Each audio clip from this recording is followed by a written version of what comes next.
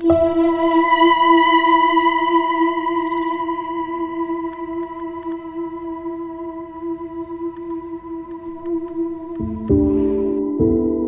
les voyageurs et les passionnés de technologie. Nouvelle vidéo ici à l'hôpital. Je vous explique ma situation.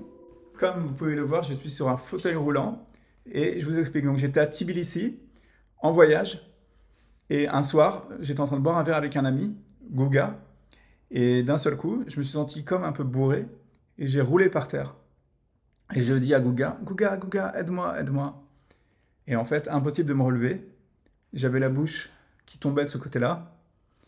Et en fait, ce qui s'est passé, donc c'est un peu compliqué, mais bon, je vous explique. Donc, ce qui s'est passé, c'est que j'ai fait un accident vasculaire cérébral.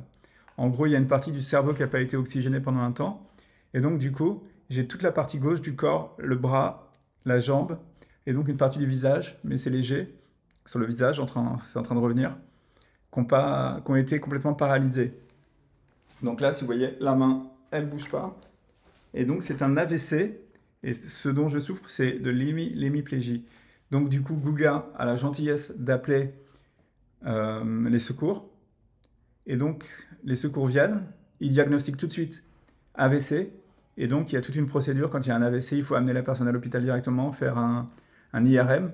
Ils font l'IRM. Ils voient tout de suite que c'est dans la partie droite du cerveau. Donc, c'est normal que l'hémiplégie soit à gauche. Ils me donnent quelques médicaments. Ils me mettent en soins intensifs. Et donc là, je me retrouve complètement allongé pendant 15 jours en soins intensifs avec une sonde au niveau des parties intimes, dans une situation franchement inconfortable au possible, et en anglais en plus parce que personne ne parlait français. Donc pendant 15 jours, la nuit, je dors dans des conditions atroces, avec la moitié du corps qui est complètement immobile. Pour tourner, je suis obligé de faire signe, hop, hop, tournez-moi, à droite, à gauche. Bref, tout en me disant, mais qu'est-ce que je vais faire, qu'est-ce que je vais faire? J'avais laissé mes affaires dans la chambre d'hôtel. Et donc, je commençais à m'inquiéter un peu pour mes affaires. Mon téléphone, je ne l'avais pas. Impossible de prévenir ma famille, mes amis. Heureusement, en arrivant à l'hôpital, ce qui s'est passé, c'est qu'ils m'ont dit est-ce que vous voulez prévenir quelqu'un? Donc, j'ai dit ma mère et Mustapha en Turquie.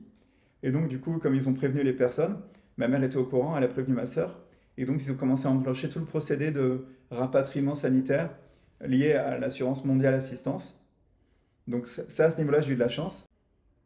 Ensuite, j'ai été donc rapatrié par Mondial Assistance dans un avion dans des conditions assez particulières. J'étais au-dessus des gens là, sur les appuis-têtes. Ils avaient installé un brancard et j'étais tout en haut.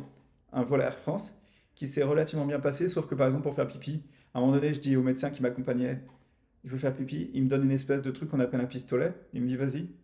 Donc franchement, situation complètement déplorable. Bref, j'arrive en France à Saint-Antoine.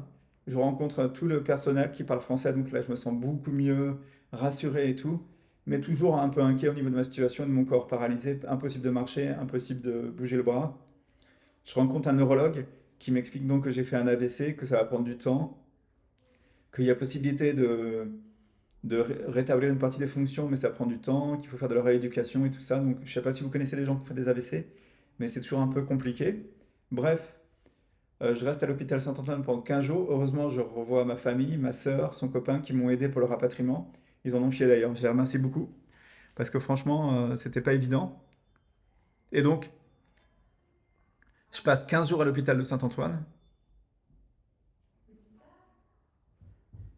Et là, on me dit, il faut que tu choisisses un. L'assistante sociale vient me voir et elle me dit, il faut que tu choisisses un centre de rééducation.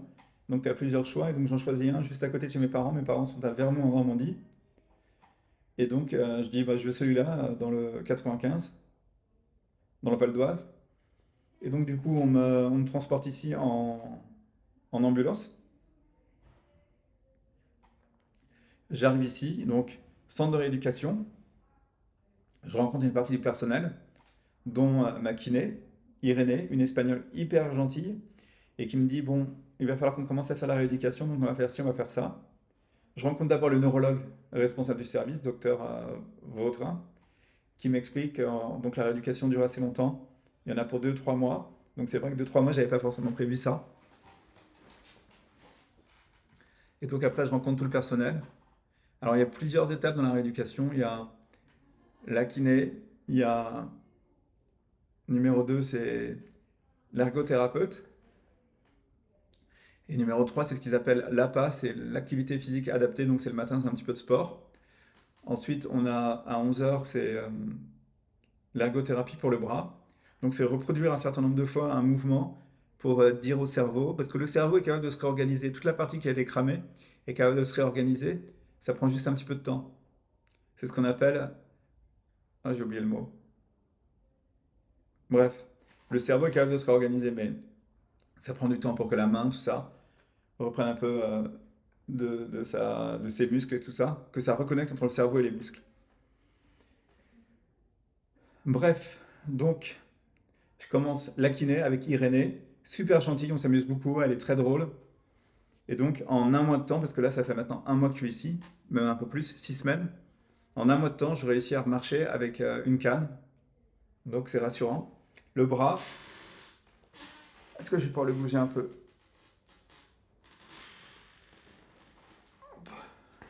Vous voyez, c'est pas évident, le bras, il refonctionne légèrement, mais c'est tout doucement. Donc là, j'en suis où? J'en suis à 6 semaines ici. Donc, j'ai réussi à marcher avec une canne. Le bras commence à donner ses premiers signes. Et donc, bah, pas de vidéo. J'ai pas pu finir mes vidéos de l'Égypte, malheureusement. Parce qu'avec une main, c'est difficile de faire du montage vidéo. Bref, voilà, je voulais vous donner un petit état des lieux pour que vous sachiez où j'en suis. Désolé pour la qualité de la vidéo, je vous ai habitué à mieux, mais là, comme je suis à l'hôpital, je m'enregistre avec mon nouvel ordinateur, le MacBook Pro 14. Bref, voilà. Situation un peu compliquée, j'avais pas... Attends, j'imaginais pas que ça m'arriverait dans ma vie, mais ça m'est arrivé, donc j'ai fait un AVC. Et donc, ma vie va changer, il faut que je me réhabitue à marcher, il faut que je me réhabitue à utiliser ma main. Et donc, quand je me serai rétabli, les voyages vont recommencer. J'ai très hâte de retourner en Turquie, de retrouver Mustapha, bref. J'ai très hâte de reprendre ma vie d'avant, même si je sais que c'est un petit peu compliqué. Mais rien n'est impossible. Tout est une question de morale. Et en ce moment, le moral baisse un peu, parce que, à force d'être enfermé dans une chambre d'hôpital matin, midi et soir, j'en ai marre. Moi qui suis habitué à voyager, à avoir de nouveaux trucs tout le temps, c'est vrai que j'en ai marre. Bref, la vidéo s'arrête ici. C'était un petit état des lieux de ma situation du moment, parce qu'on m'a demandé. Beaucoup de gens m'ont écrit en me demandant mais tu es où, qu'est-ce que tu fais? Donc voilà, au moins vous savez où je suis et ce que je fais. Bref, si la vidéo vous a plu, mettez un petit pouce, c'est comme d'habitude. Et moi je vous dis à très vite pour de nouvelles aventures sur la chaîne de Benji Around the World. Ciao, ciao! Hop! Bon, et je voulais finir la vidéo par une petite progression chronologique pour que vous voyez que ça donne un peu d'espoir à ceux qui ont fait un AVC. Donc ça, c'est le 9 mai, quand je suis arrivé aux urgences en Géorgie. Et puis depuis, il y a eu beaucoup de choses qui se sont passées, donc je vous laisse regarder ça tout de suite.